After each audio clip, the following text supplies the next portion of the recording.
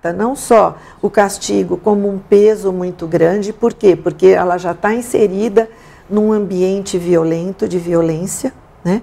Como também ela fica amedrontada, né? Porque ela já viu, o pai não gritou com ela, mas gritou com a mãe. Então, nós estamos falando nessa lei, vamos dizer, né? Estamos falando de uma faixa, né? Um pequeno recorte nos relacionamentos entre pais e filhos. Mas, no geral, tudo é muito importante.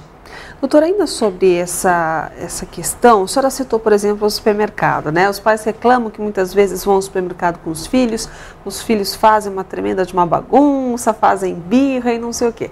E conversam com os filhos continuam repetindo a mesma situação. Como é que deveria ser, então, a atitude correta para esse pai que está passando por uma dificuldade como essa, fala com a criança, o problema volta a se repetir e não vê uma solução para o problema? Como é que deveria ser exatamente na prática a atitude desse pai?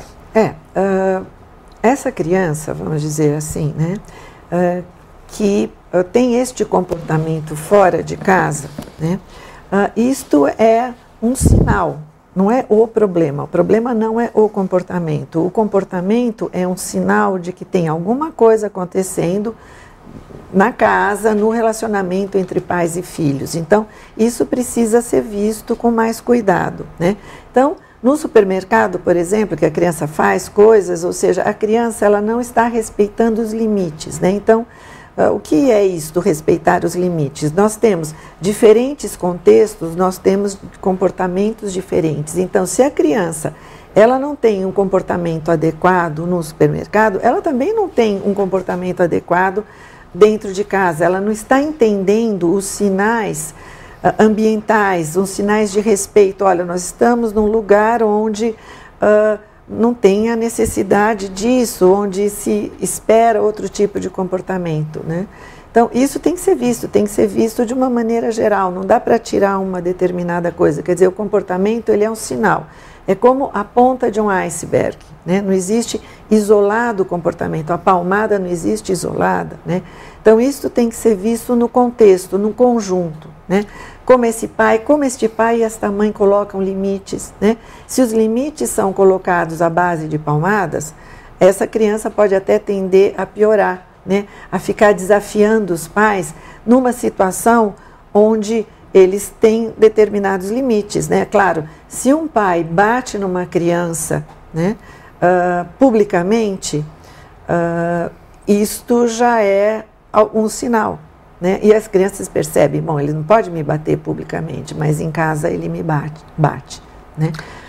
E doutora, muitas vezes eu já vi pais olhando de fora, obviamente, e fazendo comentários do tipo, essa criança está tentando chamar a atenção porque fica muito tempo fora, os pais ficam muito tempo longe dessa criança, os pais trabalham o dia inteiro, então quando a criança pode, ela acaba tentando chamar a atenção dos pais dessa forma, fazendo birra, tendo atitudes diferentes, ficando um pouco mais agressivas, um pouco mais ativas, bagunceiras. A senhora acha que essa justificativa é realmente plausível?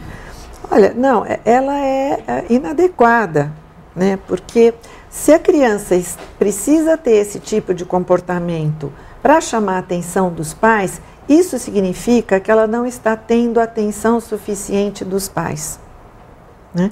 Então, os pais precisam dar um pouco mais de atenção a essa criança. E atenção não é só dizendo o que a criança faz de certo, errado, punindo, não. Atenção é a questão do estar junto, do brincar, do participar, do sair com esta criança.